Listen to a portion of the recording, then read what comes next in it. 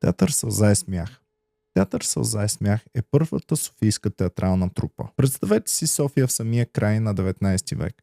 Улиците все още са кални, електричеството е лукс, а по жълтите павета се разхождат хора, които току-що са свалили по турите и са облекли европейски костюми.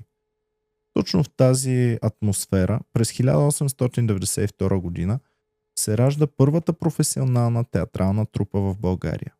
Нейното име е Сълза и смях. Името отразява двете древни маски на театъра – трагедията и комедията. Основателите на театъра са знаели, че за да привлекат публиката и да я възпитат, трябва да й дават и от двете.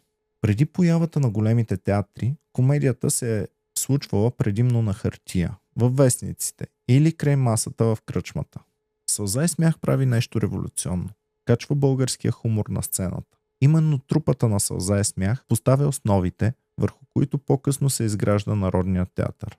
Актьорите влизат в кожите на героите на Алеко Константинов и Иван Вазов. Когато зрителя отивал в Сълза и смях и гледал комедия, той всъщност гледал съседа си, а понякога и самия себе си. Това е бил своеобразен обществен психоанализ чрез смях. Ролята на Сълза и смях за родната комедия има голям аспект – колективното преживяване.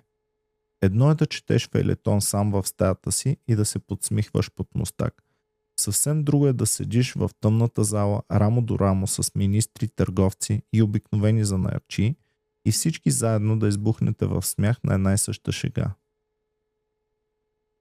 Театърът успява да обедини хората чрез комедията. Той доказва, че смехът изравнява социалните класи. Пред добрата шега на сцената и богатия и бедния са еднакво беззащитни.